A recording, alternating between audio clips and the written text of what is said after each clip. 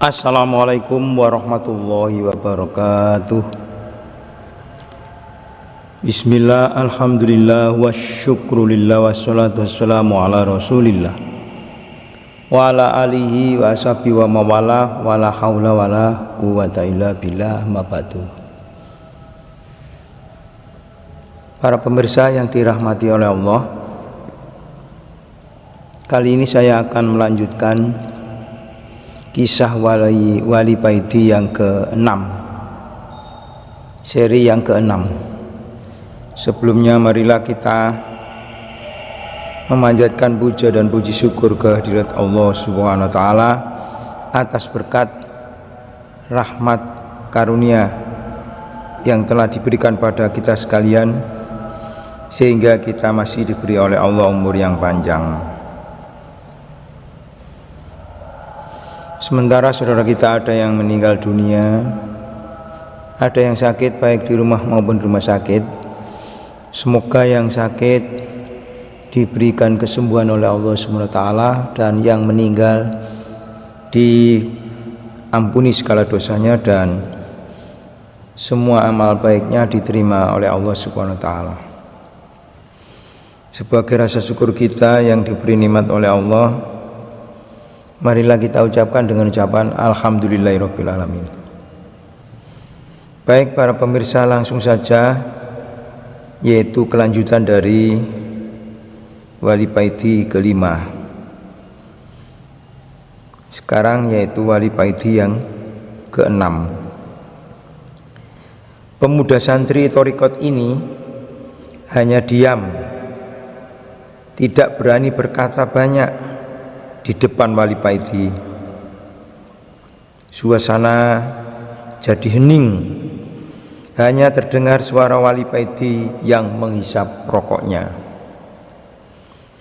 Monggo kopi ini Kang, dan ini rokoknya. Wali Paidi menawarkan kopi dan rokok jisamsunya. Iya, terima kasih. Setelah menyeruput kopinya, pemuda ini mengeluarkan rokoknya dan menyalakannya.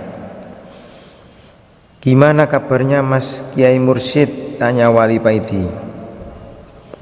Alhamdulillah baik-baik saja, jawab pemuda ini.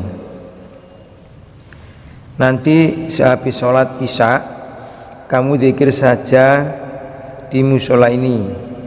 Kalau nanti kamu tiba-tiba berada di tempat yang asing, kamu baca la haula wala quwata illa billah 3 kali, pesan Wali Paidi. Iya Mas Paidi, jawab pemuda ini. Tidak lama kemudian terdengar suara adzan berkumandang, menunjukkan kalau waktu sholat isya sudah tiba. Tampak 3 orang yang tadi sholat maghrib telah datang. Setelah berwudu, mereka bertiga masuk ke musola menunggu Wali Paidi. Wali Paidi berdiri masuk ke dalam musola dan mempersilahkan pemuda thariqat ini untuk mengimami sholat isya. Tapi pemuda ini tidak mau. Wali Paidi akhirnya maju dan dimulailah sholat isya berjamaah. Pemuda thariqat ini sholat tepat di belakang Wali Paidi. Jadi pemuda ini dapat mendengar dengan jelas suara Wali Paidi, tapi pemuda ini tidak mau mengulangi kesalahannya di waktu sholat maghrib tadi. Sambil membaca surat Al-Fatihah, pemuda ini mulai mengajak hatinya berzikir, yaitu Allah, Allah, Allah. Pemuda ini mulai merasakan ketenangan dalam sholatnya. Suara hiruk pikuk di sekitar musola mulai hilang. Suasana menjadi hening, yang terdengar hanya suara Wali Paidi dan suara hatinya yang berzikir.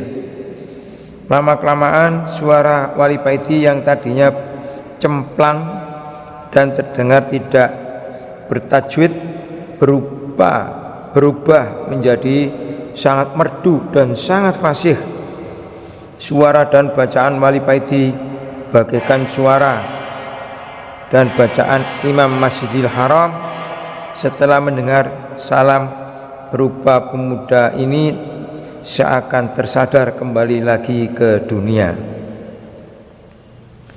Setelah membaca wirid, seperti pada umumnya wali paiti mundur melaksanakan sholat sunnah 2 rakaat. Setelah sholat, wali paiti mendekati pemuda torekot ini. "Sampean di sini aja dan mulailah berzikir seperti yang sampean lakukan," kata wali paiti. "Ya Mas Paiti," jawab pemuda singkat. "Ingat pesan saya tadi," kata wali paiti lagi. Pemuda ini pemuda ini mengangguk setelah ketiga orang yang ikut jamaah tadi keluar. Wali paiti berzikir, mematikan lampu musola dan ikut keluar. Tinggallah pemuda ini sendirian di dalam musola. Pemuda torekot ini lalu duduk bersila dan memulai membaca Al-Fatihah, tawasul kepada Kanjeng Nabi Muhammad SAW, dan diteruskan bertawasul kepada guru-gurunya. Setelah itu barulah pemuda ini mulai membaca wirid yang selama ini selalu istiqomah ia baca. Lama-kelamaan suasana mulai berubah. Angin yang tadinya menggembus sepoi-sepoi berubah menjadi kencang. Satu persatu benda-benda yang berada dalam musola mulai hilang satu persatu, bahkan dirinya juga terasa ikut hilang. Berkeinginan dengan hilangnya tubuh pemuda ini, tampak di pengimaman ada cahaya putih yang kecil. Hanya cahaya ini yang tampak karena semuanya telah hilang dalam pandangan mata pemuda ini. Dan dengan sayup-sayup mulailah terdengar suara orang yang berulang-ulang membaca takbir dan tahmid. Cahaya yang tadinya kecil mulai membesar dan teranglah seluruhnya, dan tampaklah dengan jelas di depan pemuda ini bangunan segi empat yang bertutup kain hitam, yang di sekelilingnya terlihat banyak orang yang berjalan mengitarinya. Masya Allah, ternyata pemuda ini telah berada yaitu di Al-Makkatul Mukarramah, yaitu di dalam Masjidil Haram. Pemuda ini membatin, benarkah aku ini sekarang berada di Masjidil Haram? Timbul keraguan di dalam hati pemuda ini. Dengan perlahan dia meletakkan tangannya di atas marmer masjid. Ada sesuatu yang hangat yang mengalir ke tangannya. Ini marmer sungguhan, batin pemuda ini lagi. Lalu pemuda ini berdiri melihat lalu lalang orang-orang yang sedang bertawaf. Ratusan ribu orang yang berjubel jadi satu dengan pakaian putih, saling bersautan memuji Allah. Pemuda ini lalu teringat dengan pesan wali paiti. Kemudian duduklah pemuda ini dan memulai membaca la haula wala quwata illa billah. Para pemirsa yang dirahmati oleh Allah, ketika bacaannya sampai ke bacaan yang ketiga, datanglah angin yang sangat kencang. Bumi Mekah terasa berguncang seakan kena gempa, dan tanpa bisa dicegah tubuh pemuda torekot ini terguling-guling. Suasana menjadi gelap. Tubuhnya baru berhenti ketika menabrak sesuatu. Berangsur-angsur suasana menjadi tenang kembali. Pemuda ini mulai membuka matanya. Betapa kagetnya dirinya.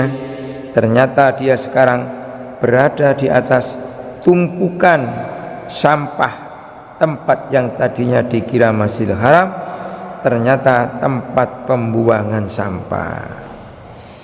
Demikian para pemirsa yang dirahmati oleh Allah, dalam seri Wali Baiti 6 ini.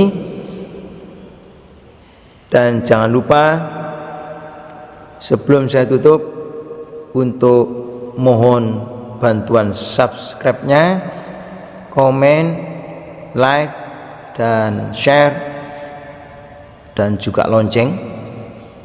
Sekian, mudah-mudahan bermanfaat. Masalah fitni wa dunya wal akhirah. Mohon maaf yang sebesar-besarnya. Wallahu muwaffiq ila aqwamit thoriq. Wassalamualaikum warahmatullahi wabarakatuh.